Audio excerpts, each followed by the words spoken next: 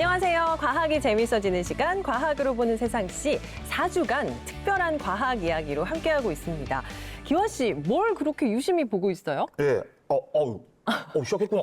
네. 아니, 제가 이번 강연에 대해서 좀 공부하면서 사진을 하나 찾았는데 이미지가 너무 강력해가지고 지금 계속 생각이 나서 보고 있었습니다. 뭔데요? 이거. 이 사진 저도 본 적 있어요. 궁금했던 게 이 몸에 붙어있는 벌이 진짜 벌이 붙어있는 거예요?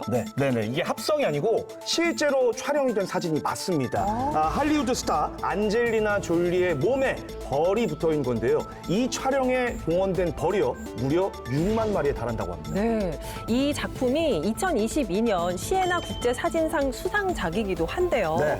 그 안젤리나 졸리뿐만 아니라 최근에 해외 유명 배우들이 꿀벌이 사라지는 이 사태의 심각성을 알리기 위해서 다양한 활동을 펼치고 있다고 합니다. 아하, 이 사태가 굉장히 심각한 모양이군요. 과연 대체 벌들에겐 지금 무슨 일이 벌어지고 있는 걸까요?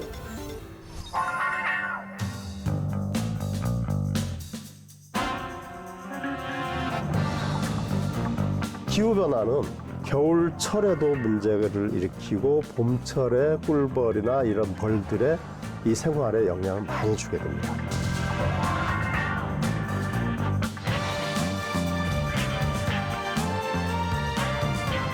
화분 매개자들을 잘 보호하고 그 시스템을 유지하는 것이 인류의 생존에 매우 필수 불가결하다.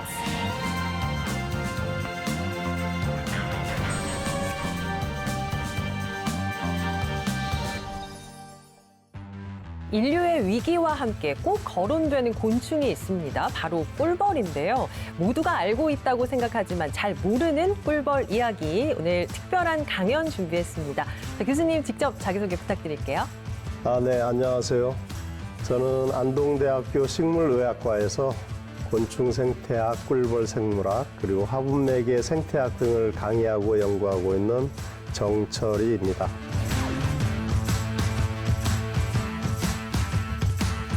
겨울은 우리 사람에게도 매우 중요한 계절인데 꿀벌에게는 생존이 달려있는 매우 중요하고 또 혹독한 계절입니다. 자, 그럼 꿀벌은 어떻게 겨울을 보낼까요? 저거 제가 질문 드리고 싶었던 건데 사실 뭐 사람이야 이렇게 두꺼운 패딩 사가지고 입으면 되잖아요. 저도 올겨울에 패딩 하나 샀거든요. 그럼 저 어떻게 보낼까요? 저는 날이 추우면은 일단 집 밖을 잘 안 나가요. 집순이시잖아요. 그렇죠. 네. 그래서 꿀벌들도 아마 이제 벌집 안이 조금 따뜻할 테니까 거기 옹기종기 모여서 사이좋게 지내지 않을까요? 네, 비슷합니다. 워낙 추우니까 꿀벌들은 벌통 안에 모여서 있는데 한마디로 말씀드린다면 뭉치면 살고 흩어지면 죽는다. 이렇게 얘기할 수 있습니다. 그래서 꿀벌은 겨울이 되면 모두 한 군데 모여서요. 이 몸을 살살 떨어요. 몸을 떨면서 네. 마치 우리 사람들이 스트레칭을 하는 것과 같이 근육을 움직이면서 열을 내요. 이런 것을 대사열이라고 합니다. 그래서 이런 대사열을 발생시키면서 벌통 안에서 겨울을 나게 되는 거죠. 네. 그래서 다른 생물들과는 달리 꿀벌은 겨우 내내 잠을 자지 않고 계속 움직이면서 열을 내면서 어이구. 살아가야 되는 것이죠. 예. 피곤하겠는데요? 그러니까요. 그래서 보통 꿀벌들은 겨울철에 몇 도씨 정도의 열을 만들어낼까 많이 궁금한데요. 네. 꿀벌이 겨울철에 이제 월동 봉구라고 하는 이 공처럼 만들어진 봉구 안에서 내부에는 온도를 20도에서 25도 정도를 만들어내고요. 딱 좋은 온도네요. 네. 그런데 바깥쪽에 있는 벌들은 또 춥잖아요. 네. 이 벌들은 최소한 자기 몸의 온도가 7도에서 8도는 유지해야 돼요. 그렇기 때문에 이 열을 내는 벌들이 끊임없이 내부와 외부를 움직이면서 열을 만들어내고 그 열을 유지하면서 살아간다, 이렇게 볼 수 있습니다. 근데 뭔가 이제 교수님 말씀 들으니까 우리 어릴 적에 네. 뜨끈한 아랫목에서 군밤 군고구마 구워 먹으면서 가족들이랑 같이 모여있던 그런 생각이 나요. 아궁이 때셨나요? 네, 그건 아닙니다. 아니시고, 그건 거기까지는 아니시고. 아니고요. 예, 좀 당황하신 것 같긴 한데. 근데 이제 아까 교수님 처음에 말씀하실 때 이 벌은 지금 겨우 내내 잠을 단 한순간도 안 잔다고 하셨잖아요. 그게 가능해요? 가능합니까, 진짜? 실제로 뭐 전혀 안 잔다 이렇게 얘기할 수는 없고요. 예. 우리 사람들도 하루에 일정한 시간 계속 잠을 자잖아요. 네네. 네. 마찬가지로 꿀벌도 하루의 삶을 보면 잠을 자는 시간은 있어요. 그런데 대부분 곤충들은 우리가 얘기하면 냉혈 동물이에요. 아. 그래서 곤충의 몸의 온도는 외부 온도에 따라서 변해요. 그래서 우리 추운 겨울은 영하 10도, 20도가 되잖아요. 예, 예. 그러면 곤충의 몸도 그렇게 차가워져. 그러면 스스로 생존할 수 없기 때문에 많은 곤충들은요. 겨울을 나기 위해서 동면이라고 하는 그렇죠. 생리적 휴면 기간을 가지게 돼요. 꿀벌은 이런 월동 휴면을 하지 않아요. 그래서 겨울 내내 계속 끊임없이 열을 만들어내면서 서로 도와가면서 견뎌내기를 해야 되는 거죠.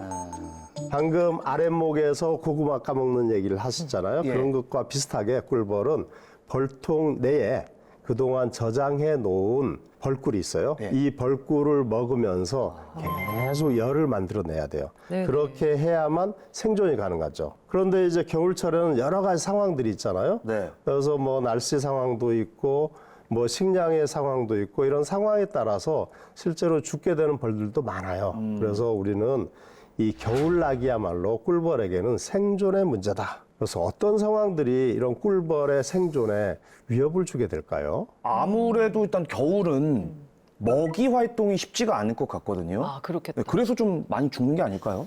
저는 이제 사람도 이제 날이 추워지면 활동하기가 싫어지잖아요. 네. 꿀벌도 뭐 마찬가지지 않을까요? 비슷한 이유지 않을까 싶은데요. 네, 비슷해요.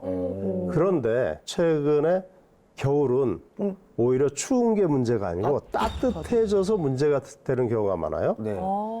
왜냐하면 꿀벌은 추위를 대비해서 월동 준비를 해왔는데 겨울 날씨가 따뜻해요. 겨울 날씨가 따뜻해지면 우리는 따뜻하니까 좋다, 야외 활동하기도 좋다 이런데 꿀벌 입장에서는 절대 그렇지가 않습니다. 그래서 날씨가 따뜻해지면 꿀벌들은 벌통 속에 있으면서 밖에 따뜻하니까 이제 혹시 봄이 온 건 아닐까? 착각을 하는 거예요. 여왕벌이 겨울 동안은 알을 낳지 않거든요. 그런데 여왕벌이 알을 낳기 시작해요. 아이고야. 봄인 줄 알고. 네.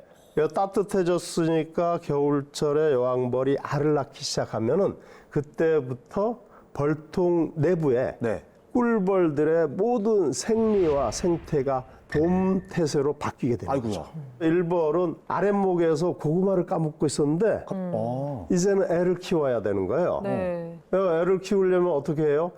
애기들은 조금 더 온도를 높여줘야 돼요. 더 따뜻한 아랫목을 만들어야 되는 거죠. 훨씬 더 난방을 많이 해야 되니까 일을 더 많이 하는 거죠. 그런데 그것만이 아니에요. 꿀벌, 애벌레들은 일벌들이 먹이를 직접 만들어서 가져다 줘요. 우리가 로얄 젤리라고 하는 것 들어보셨죠? 네네. 네, 좋아하죠. 완전 좋아합니다. 네, 그래서 로얄 젤리를 만들어서 애벌레들에게 줘요. 네. 그런데 이 로얄 젤리는 단백질 함량이 아주 높은 고급 음식이거든요. 그러면 벌꿀만 가지고는 이런 단백질 공급이 안 돼요. 그럼 어떻게 하겠어요?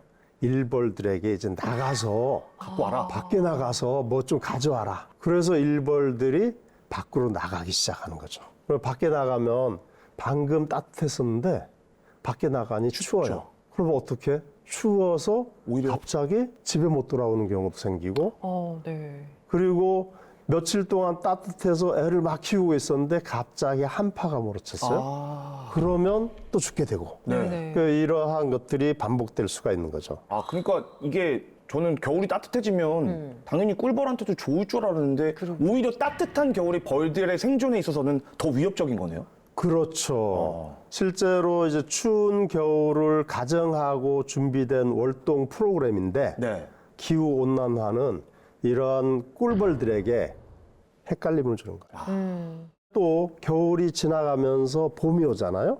봄이 오면 최근에 봄의 패턴은 어떠냐? 갑자기 봄이 확 오죠. 네. 갑자기 꽃이 확 펴요. 맞아요, 맞아요. 예전에는 매화 피고 버들 피고 개나리 순서가 있었죠. 피고 네. 진달래 피고 벚꽃 피고 순서가 있었어요. 그런데 지금은 어느 날 갑자기 봄꽃이 만발하게 싹 폈어요. 맞아.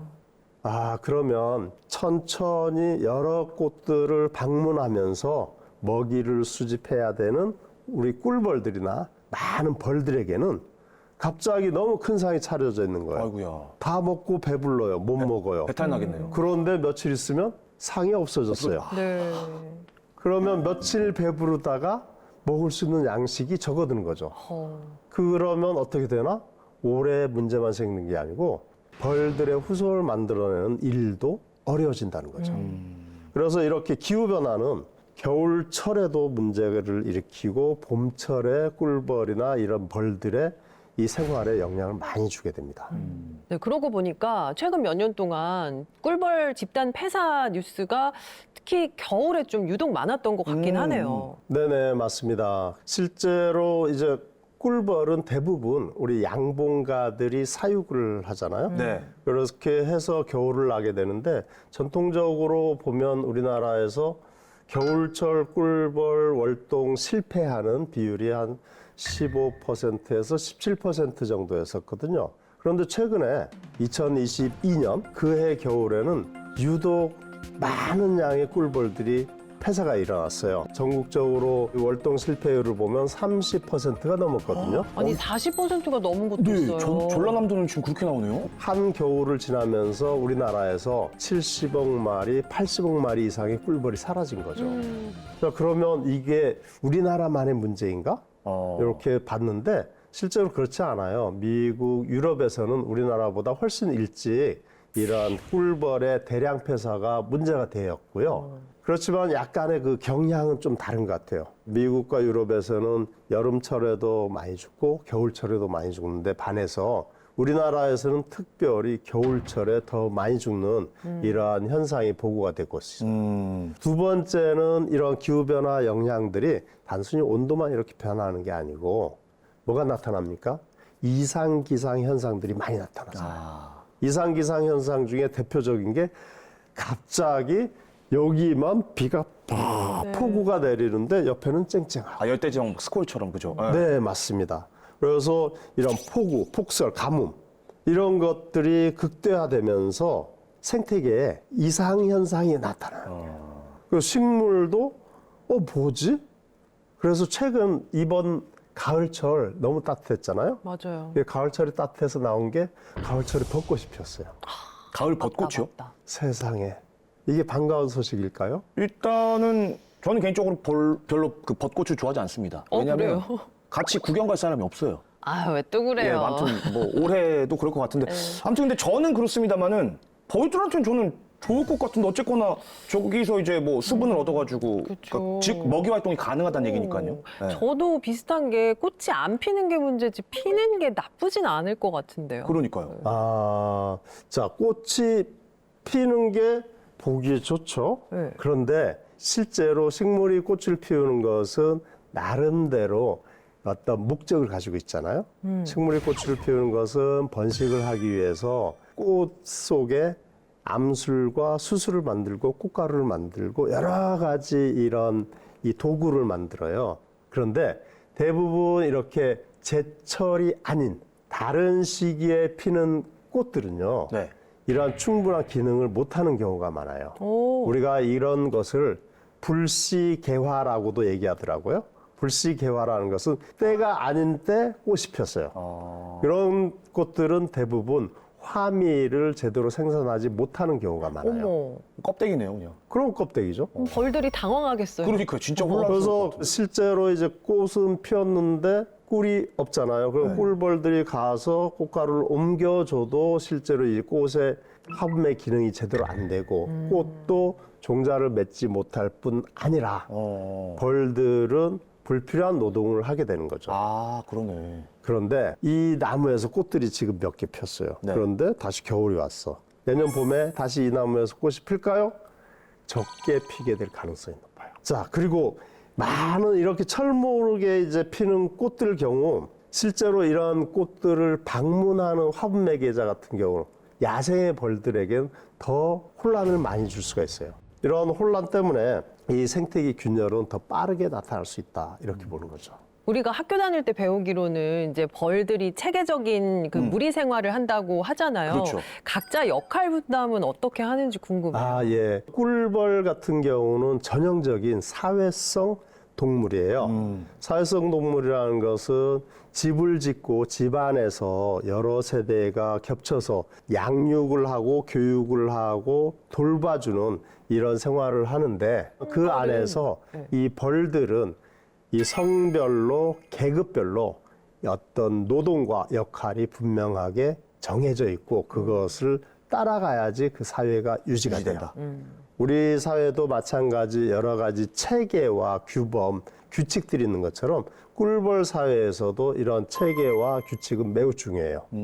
그래서 예를 들면 여왕벌은 꿀벌 집단의 유일한 생산 개체, 번식 개체거든요. 그래서 이제 이 여왕벌은 공주로 태어나서 여왕이 되면 그때부터 이제 벌무리를 지휘를 하게 되죠. 가장 중요한 여왕벌의 역할은 산란, 새로운 개체들을 만들어내는 거예요. 그런데 꿀벌 사회는 좀 특이한 게 이 여왕벌이요. 유정란도 낳을 수가 있고 무정란도 낳을 수가 있어요. 그런데 꿀벌은 유정란과 무정란이 모두 부화가 돼요. 우와. 그럼 그걸 나누는 게 의미가 없는 거 아니에요? 네네. 아니요. 그래서 무정란은 나중에 숫벌로 발육이 하고요. 아. 유정란은 암벌로. 암컷벌로 발육을 해요. 여왕벌은 이 정자 주머니라고 하는 이 주머니를 몸속에 가지고 있어요. 이 주머니를 가지고 실제로 교미 비행을 할 때 가서 여기 다 채워오는 거예요. 그걸 가득 채우고 와서 이 주머니를 관리하면서 일벌들이 일벌 놔주세요 하면은 유정란을 놔주는 거고요. 아니, 숫벌 그걸- 놔주세요 하면은 정자 주머니를 꽉 닫고 무정란을 놔주는 거죠. 우와. 이렇게 해서 이제 산란 조절을 해요. 예전에는 여왕벌이 봉군, 꿀벌 사회를 통치한다, 네. 지배한다라고 했는데 그게 아니고 이 꿀벌 사회야말로 일벌들의 요구를 받아서 그대로 수행을 제대로 해줘야지 되는 그래서 민주주의 사회다. 만약에 여왕벌이 제대로 그 요구를 못 받았어요. 예를 들어서 지속적으로 일벌들을 놔줘야 되는데 일벌을 못 놨어요. 직무유기네요. 네. 직무유기죠. 그럴 때 어떻게 될까요? 쫓겨나요? 실제로 쫓겨나요. 아 진짜로요? 아, 정말요? 쫓겨나기도 하고 간혹 일벌들에 의해서 죽임을 당하기도 해요. 오늘 놀랍네요. 꿀벌의 세계는. 방금 말씀드렸듯이 유정란에서 암컷이 나오잖아요. 예. 암컷이 될 수 있는 개체가 나오는데 이 알이 부화해서 애벌레 기간에 어떤 먹이를 먹는가에 따라서 나중에 몸이 바뀌는 거죠. 그래서 유정란이 내서 태어난 애벌레가 초기에 2일 반 정도는 로얄 젤리를 먹어요. 네. 일벌들이 로얄 젤리를 줘요. 그런데 3일째쯤 되면 그때부터는 로얄 젤리가 워낙 비싸니까 그래서 꿀과 꽃가루를 섞어서 줘요. 약간 우리 이유식 먹이는 그런 느낌이네요. 이유식에서 밥으로 넘어가는 시기. 그래서 일벌이 됐어요. 일벌이 되면 일을 하는 거죠. 그래서 일벌의 일은요. 그게 집 안에서 하는 일, 그다음 집 밖에 나가서 하는 일, 이 두 개로 나눠요. 집 안에서는 주로 청소하고 애벌레 기르고 애벌레 기른다는 게 애벌레에게 로얄 젤리를 만들어 주는 거예요. 네. 또는 집이 모자라거나 방이 모자라 그러면 방도 새로 만들고 집이 좀 뜯어지면 고치고 와.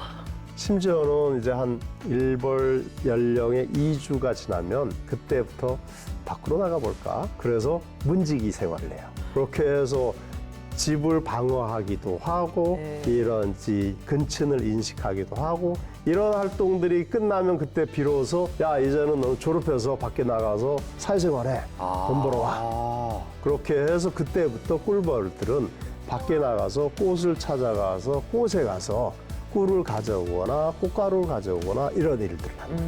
다 단계가 있군요. 네. 그렇게 해서 이제 밖에 생활을 보통 20일 정도 하게 되는데요. 네. 그렇게 하면 전체적으로 꿀벌 생활 이제 35일, 40일이 이렇게 마무리가 돼요.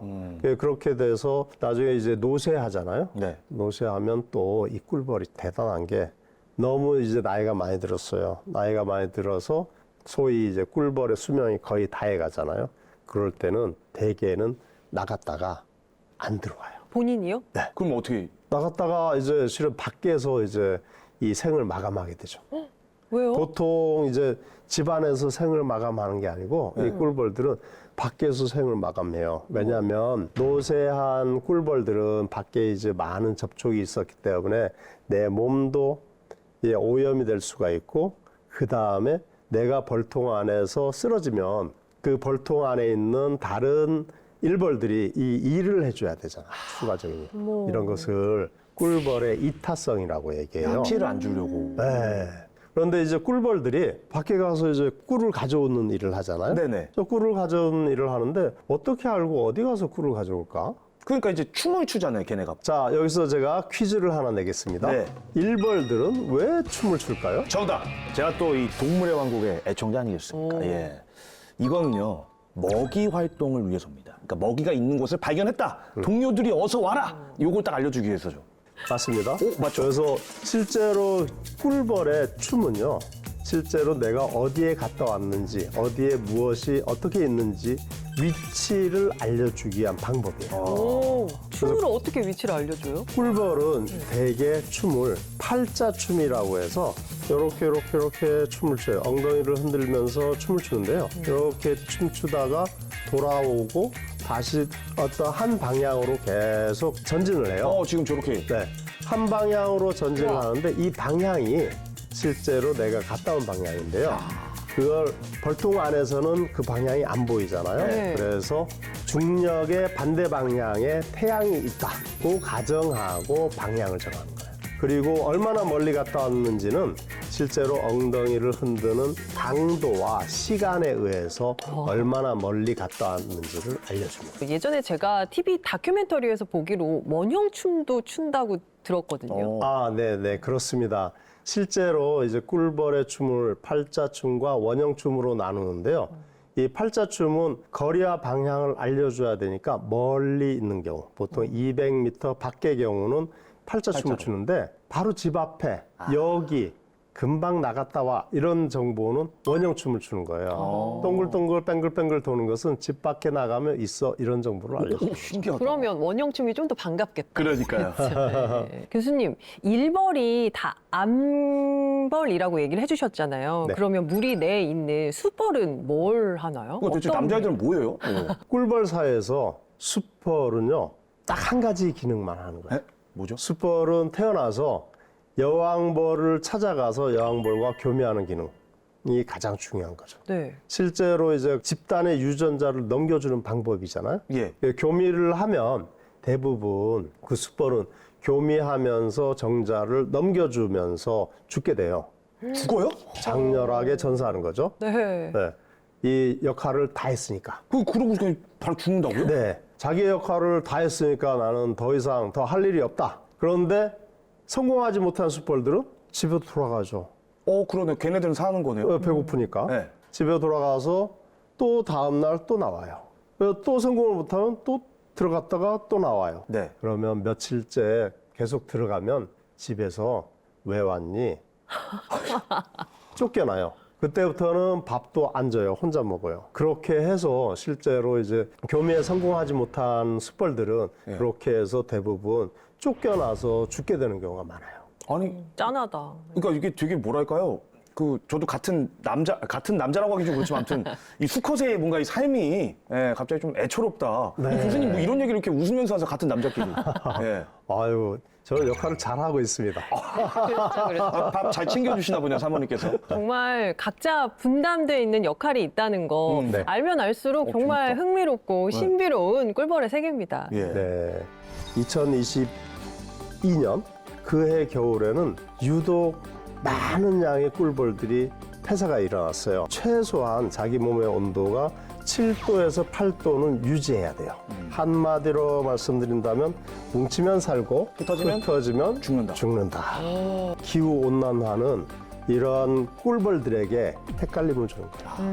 월동 실패율을 보면 30%가 넘었거든요. 자기 역할을 다 했으니까 나는 더 이상 더 할 일이 없다. 꿀벌 같은 경우는 전형적인 사회성 동물이에요.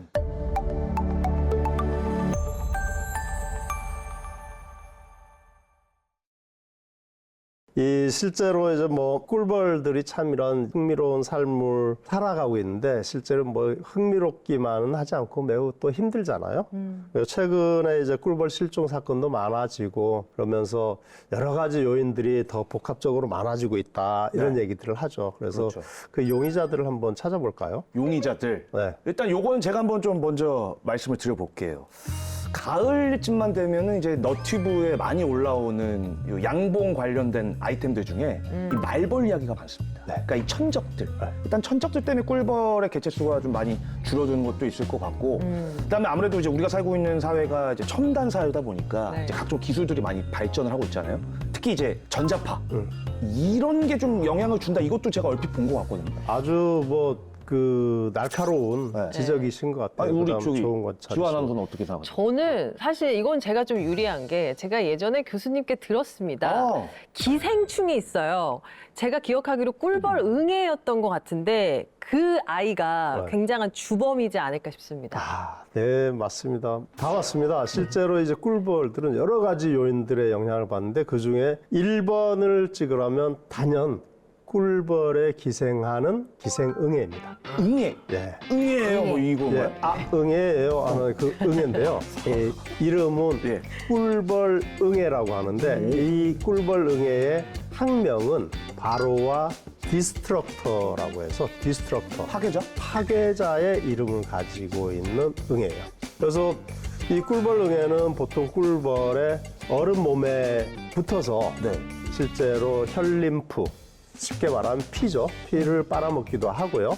그 다음에 꿀벌의 체표면에 있는 지방체를 흡입해요. 쉽게 얘기해서. 그런데 이 지방체는 꿀벌 입장에서는 사람에게는 간과 같은 역할을 해요. 아이고야. 그래서 이 꿀벌 응애가 기생해서 몸에 붙어 있다. 이러면 피 빨아먹고 간 파먹는다. 그러니까 얼마나 꿀벌이 괴롭겠어요? 심지어 말라 죽기도 하고 기형도 되고 발육도 제대로 일어나지 않고. 그런데 애벌레에게도 똑같이 기생을 해요. 그래서 애벌레가 번데기가 될 때 번데기방 안에서 기생하면서 번식도 하고 피해를 주게 되는데 이러한 피해로 인해서 꿀벌들은 집단적으로 매우 큰 이제 희생을 당하게 되죠. 그리고 또 실제로 이런 기생해충이나 말벌과 같은 천적의 영향도 있지만 외부 환경의 영향도 커요. 네. 예를 들면 우리가 3, 4, 4월이 오면 여지없이 미세먼지, 황사가 오잖아요. 그렇죠. 괴로워요. 예. 네, 예전에 이제 한 연구 결과에 따르면 황사가 오고 미세먼지가 많아지면 꿀벌들이 햇빛을 보기도 어렵고 아하. 그래서 밖에 나갔다가 집을 찾아오는데 어려움을 겪는다는 거예요. 맑은 날은 딱 갔다 오는데 30분이 걸리는데 흐린 날, 황사먼지가 많은 날 봤더니 1시간이 걸리는 거예요. 아, 2배 이상. 2배 이상 걸려. 네, 그렇게 해서 집을 제대로 못 찾아오게 해서 이렇게 하는 이런 외부 요인도 실제로 영향을 미친다. 이렇게 볼 수가 있죠. 응애로 인해서 꿀벌들이 폐사하는 건 좀 이해가 가는데, 그러니까 벌들 사체조차 좀 우리가 볼 수 없게 말 그대로 벌이 사라지는 현상은 왜 일어나는 거예요? 아, 예. 실제로 이제 벌들이 사라지는 현상들 앞에서도 얘기를 드렸는데요. 나갔다가 못 들어오는 거죠. 네네. 왜냐하면 실제로 꿀벌들의 비행 경로는 되게 멀거든요. 그 꿀벌이 얼마나 멀리 날아가는가를 보면 보통 우리 사람으로 치면요. 사람으로 치면 한 200km를 한 번에 갔다 오는 거예요. 서울 갔다 오는 거죠. 대단하다. 그러니까 서울 갔다가 집을 찾아서 와야 되는데 어떻게 찾아와요? 우리 집이 저쪽에 있어 하고 와야 되는데 얘들이 기억력이 나빠지거나 아니면 내가 분명 어디서 들었는데 기억이 안 나거나 그래서 학습과 기억 능력에 관한 연구들도 많이 나타났어요. 이 학습과 기억 능력에 관한 영향들은 대개 최근에 많이 논의가 되었던 네오니코티노이드라고 하는 살충제의 기작으로 보는 거예요. 아, 우리가 쓰는 살충제요? 네네. 그래서 이제 우리 농업에서 사용하는 살충제 중에 네오니코티노이드라고 하는 계열의 약재들이 있는데 이 약재들은 신경계에 작용을 하는 거거든요. 그래서 신경계에 작용을 하니까 실제로 신경 자극이 둔화되면서 얘가 잘 학습이 덜 되고 네. 기억력이 감퇴되는 거죠. 그래서 기억력이 감퇴되니까 멀리 나갔다가 집을 제대로 못 찾아오는 경우가 생긴다는 거죠. 이게 참 말씀 듣고 보니까 꿀벌이 참 불쌍하다라는 네. 생각이 듭니다. 뭐 기후 변화는 기후 변화대로 심각하고 집에 갔더니 막 꿀벌 응애해요. 막 얘네들이 자꾸 막 괴롭히고 네. 또 이제 꽃이 폈네 하고 나가서 봤더니만 실제로는 빈 껍데기고. 사람들은 또 살충제를 막 뿌리고. 그렇죠. 네. 먹을 게 없는 거고. 이거 어떻게 하는 거예요? 김기 환장하겠는데요, 이거? 그렇죠. 실제로 이제 뭐 꿀벌들이 살아가는 환경이라는 게 이렇게 복잡다단하고 네. 생활 방식도 되게 이제 복잡하죠. 근데 복잡하다고 해서 그게 항상 나쁜 것만은 아닐 거라고 봐요. 그래서 우리가 슬기롭게 이 부분을 도와줄 수 있는 부분도 있고 그다음 꿀벌들이 또 스스로 헤쳐나가는 방안도 있고 이렇게 볼 것입니다. 생태계의 균형이 무너지면 인류에게도 큰 위협이 된다 이런 이야기를 할 때마다 나오는 것이 꿀벌의 멸종입니다. 네. 자, 지금부터는 사라진 벌들이 지구의 위기가 될 수밖에 없는 이유에 대해서 알아보겠습니다.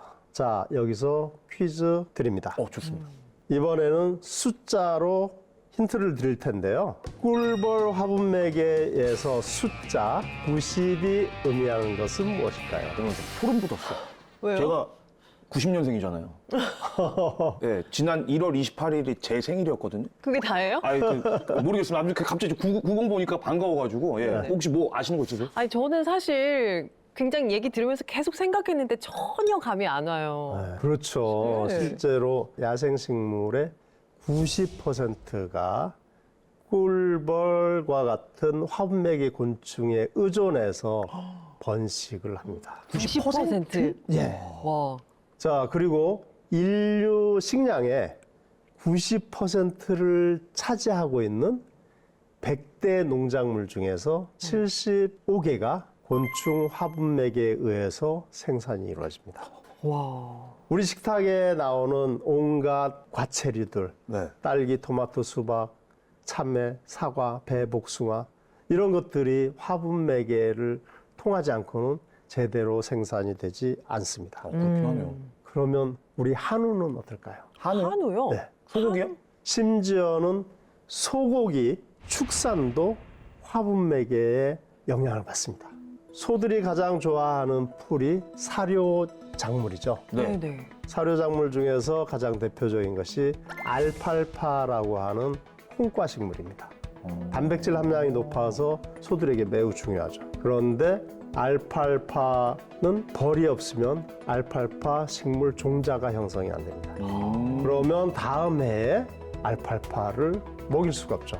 네네네. 자, 그러면 벌들이 없으면 결국은 알팔파 생산이 안 되고 소가 생산이 제대로 안 되고 소가 배고프면 우유, 치즈, 소고기 모두 영향을 받습니다. 와, 세상에. 끔찍하다.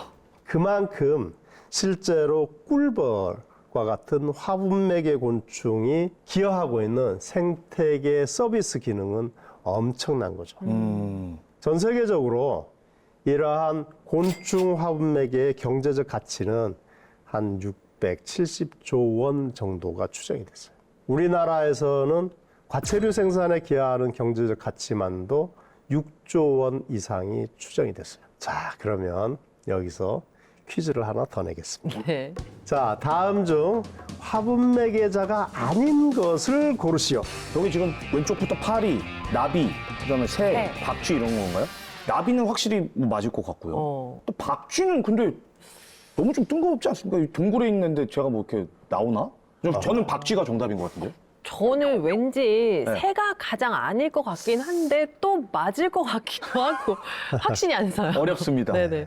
저기 나와 있는 네 그룹의 생물들은 모두 아주 중요한 화분매개자들입니다. 2016년에 IPBES라고 하는 세계 생물 다양성 평가 기구가 있는데 그 평가 기구에서 이 세상에서 가장 중요한 생물 다양성이 제공하는 서비스가 무엇인가를 봤을 때 화분 매개가 1번이다. 이렇게 평가를 했어요. 그 경제적 가치는 물론 그것이 미치는 사회 경제적 영향까지 같이 평가를 했을 때 이런 화분 매개자들을 잘 보호하고 그 시스템을 유지하는 것이 인류의 생존에 매우 필수 불가결하다. 그래서 이것은 단순히 꿀벌만의 문제가 아니다라는 것을 이제는 잘 아실 겁니다. 그러니까 이제 아까도 꿀벌 효과 이래가지고 꿀벌이 사라지게 되면 뭐 인류의 생존에 좀 위협이 된다라고 얘기를 하셨는데 사실 지금 제가 드리려는 이 질문이 오늘 강연에서의 가장 핵심 질문이 아닐까 싶은데요. 진짜 궁금하거든요. 꿀벌이 사라졌어요. 그렇다고 인류가 뭐 당장 멸종하거나 멸망하거나 이런 건 아니죠. 왜냐면 다른 또 화분 매개가 있으니까요. 그렇죠. 그럴 수 있어요. 꿀벌이 한 종이 사라졌다고 해서 지구가 당장 멸망하진 않아요. 찰스 다윈의 종이 기원이라는 책 잘 아시죠? 아, 뭐 많이 읽어봤습니다. 예. 여기서 나온 되게 재밌는 이야기가 있어요. 고양이가 늘어나면 꽃이 많이 핀다. 고양이요? 고양이랑 꽃이랑 관계가 동네 고양이가 늘어나면 꽃이 많이 핀다. 무슨 이야기일까요? 실제로 고양이는 쥐를 잡아주잖아요. 고양이가 쥐를 잡아주면 쥐들이 살던 쥐굴이 비어있죠. 거기에 우리 방금 말씀드렸던 벌들이 집을 지어요. 그래서 그 공간을 사용해서 벌들이 많아지고 그러면 꽃들이 더 많아지고. 자, 이렇게 단순히 이 생태계는 하나의 생물이 존재하고 안 하고에 의해서 와르르 무너지기도 하고 먹이 사슬, 먹이망을 통해서 서로 연결돼 있다는 거죠. 그래서 꿀벌의 보호는 매우 중요하다. 이렇게 볼 수 있습니다. 그러니까 떼서 뭐 생각할 수가 없는 거예요. 그렇죠. 네, 꿀벌이 사라지면 화분 매개에 문제가 생기면서 생태계 먹이 사슬이 위태로워지고 또 이건 결국 인류의 생존과도 직결된다는 거 저희가 또 새기겠습니다. 네, 맞습니다. 좋습니다. 그래서 지금까지 우리가 꿀벌이 왜 중요한가, 어떤 특성이 있는가 이런 것들을 봤는데 실제로 이 우리 꿀벌은 또 지금은 가축으로 여겨지거든요. 양봉가들이 사육을 하니까. 그래서 이전에 이제 퀴즈를 하나 풀고 또 가겠습니다. 네네네. 꿀벌이 가축으로 관리되기 시작한 것은 언제였을까요? 일단 뭐 벌이 가축이라고 하니까 가축이라는 말은 조금 생경하긴 한데 그러니까요. 앞서 강의 초반에 1900년대 초반에 일단 우리나라에는 그때부터 양봉을 했다고 했고 왠지 그 전부터는 했을 것 같은데 한 1800년대? 인류가 이제 동물을 기르기 시작한 게 한 신석기 정도 된 걸로 알고 있거든요. 그 정도 비슷하지 않을까요? 신석기. 이건 둘 다 극단적인데요. 네, 두 분 의견이 좋은데요. 실제로 인류가 꿀벌에서 벌꿀을 채취하기 시작한 것은 벌써 한 10,000년 전이라고 봐요. 실제로 많은 이집트의 피라미드에 보면은 꿀벌을 키웠던 모습들이 잘 조각이 되어 있습니다. 지금 저 그림이 그건가요? 네. 이 두 그림에서 공통점을 볼 수 있겠습니까? 그러니까 왼쪽은 누가 봐도 사람이고 오른쪽에 저게 당연히 오늘 강연 주제인 벌과 관련된 거고. 그러게요. 좀 날개가 커 보이긴 하는데 벌 같아 보이고 뭔가 사람이 네. 뭔가를 비우고 있어요. 저 비우는 게- 양봉하는 것 같은 느낌도 드는데. 그러니까 꿀인가? 네. 네, 그렇습니다. 실제로 제가 처음에 이 그림을 보면서 정확하게 이해를 못했어요. 그래서 제가 중동과 이 아프리카 지방을 방문을 했었는데 실제로 그쪽에서는 아직도 저런 형태의 벌통에서 꿀벌을 키워요. 그래서 지금 보시는 그림은 왼쪽에는 사람이 벌꿀을 붓는 것, 그 옆에는 꿀벌들이 날아다니죠. 네. 그리고 오른쪽에는 사람이 벌통을 이렇게 만지는 이런 모습을 보여주고 있습니다. 꿀벌은 우리에게 이제 가장 달콤한 꿀을 주었잖아요. 그렇죠. 그래서 꿀벌은 매우 신성시 여겨졌어요. 그래서 우리나라에서도 삼국시대에는 왕이 또는 왕자들이 꿀벌을 키웠어요. 이집트에서도 마찬가지 이집트의 왕을 꿀벌의 임금님이라고 부를 만큼 꿀벌은 매우 중요한 존재였고 꿀벌이라는 것이 태양의 신인 라에서부터 라의 눈물에서 태어났다고 할 만큼 중요하게 여겨졌답니다. 자, 이런 것을 보면 이 당시 꿀이 또는 벌꿀이 얼마나 중요했는지 잘 알 수가 있을 겁니다. 그런데 그 이후에 중세시대 이후로 넘어오면서 이집트뿐만 아니고 이 서양의 나폴레옹에게서도 우리는 꿀벌의 흔적을 찾을 수가 있습니다.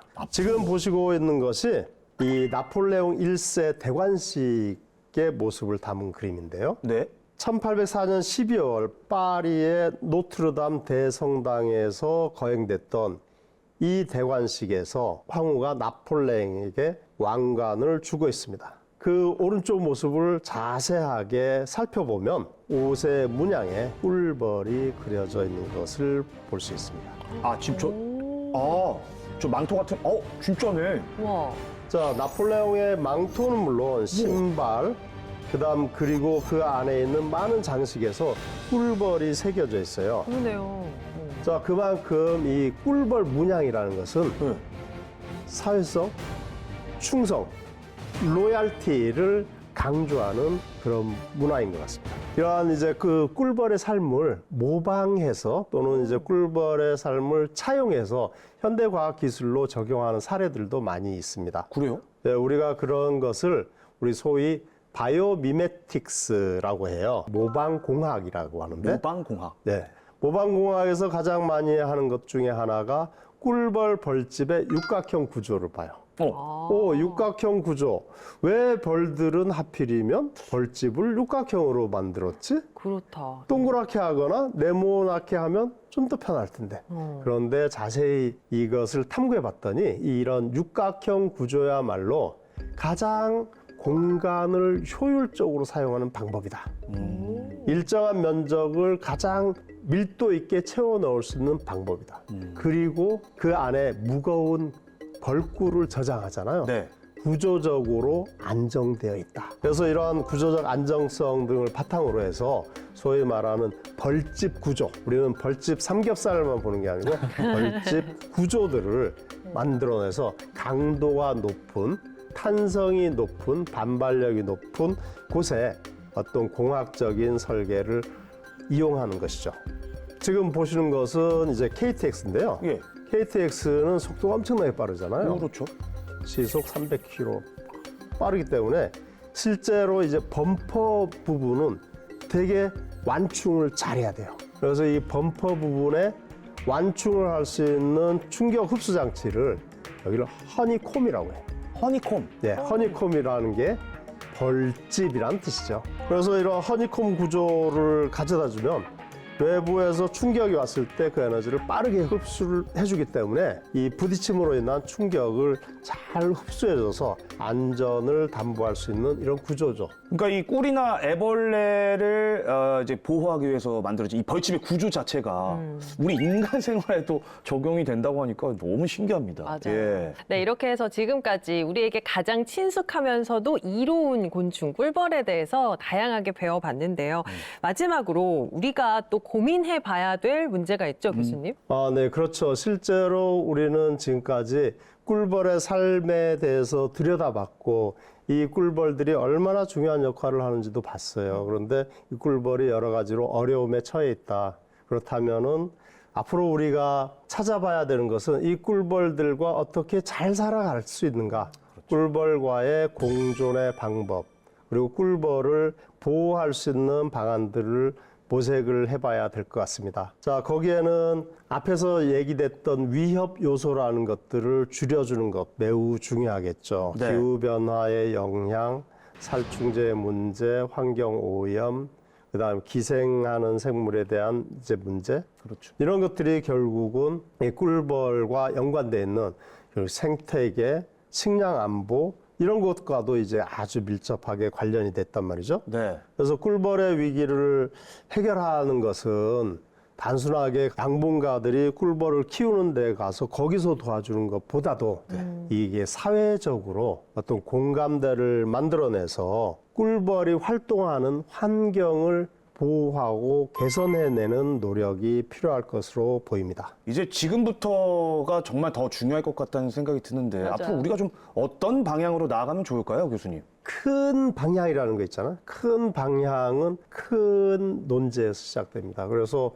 우리가 지금 겪고 있는 사회는 결국은 두 가지 위기가 가장 크다고 보거든요. 하나는 기후변화 위기, 네.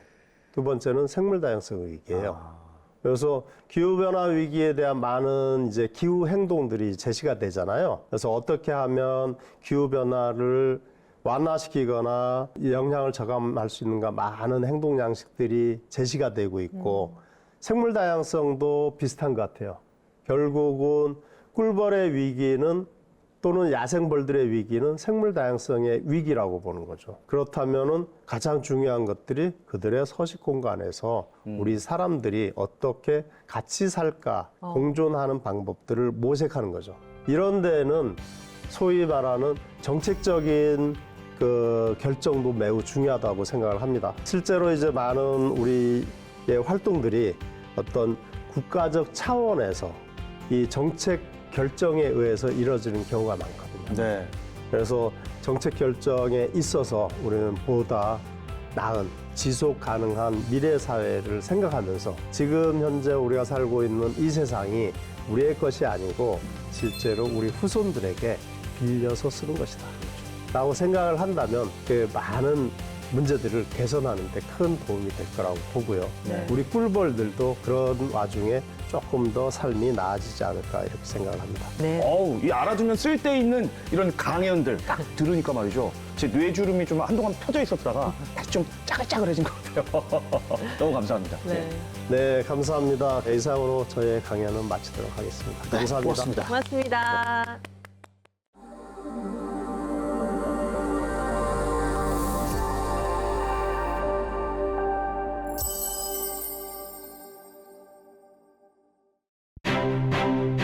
네, 꿀벌의 위기로 시작해서 우리가 몰랐던 꿀벌의 이야기까지 많은 이야기 나눠봤습니다. 저는 앞으로 어떻게 꿀벌과 우리가 공존을 할 것인가 고민이 상당히 깊어졌어요. 맞아요. 저도 그런데요. 일단 중요한 건 우리 언어 습관부터 교체해야 될 것 같습니다. 우리가 흔히 쓰는 그 속된 표현 중에 꿀 빨다 이런 표현 있지 않습니까? 아. 예, 이거 쓰면 안 됩니다. 아, 맞네요. 그 꿀벌이 그 꿀을 얻기 위해서 그리고 우리에게 꿀을 주기까지 얼마나 많은 노력을 하는지 이 꿀벌의 소중함에 대해서 우리가 이번에 다시 한번 좀 깨닫는 시간이 됐으면 좋겠네요. 아, 예, 공감합니다. 네. 교수님 긴 시간 많은 이야기 나눠주셨어요. 어떠셨어요? 아, 네. 실제로 저는 이제 꿀벌을 연구하고 보호하는 일을 하는 사람 입장에서 이런 이야기를 할 수 있는 기회를 주셔서 대단히 감사하고요. 저도 나름대로 이제 어떻게 하면 우리가 이 야생의 생물들과 또는 우리가 키우고 있는 이 곤충들과 잘 살 수 있을까, 잘 활용할 수 있을까 이런 부분에 대해서 좀 심도 있게 얘기를 할 수 있는 기회였던 것 같아요. 네. 그리고 많은 분들이 꿀벌 하나가 중요한 게 아니고 실제로 생물 다양성이 가치가 이만큼 크다라는 것을 좀 알았으면 좋겠습니다. 아, 마지막까지 또 저희를 좋은 이야기 남겨주셨습니다. 오늘 함께 해주셔서 고맙습니다.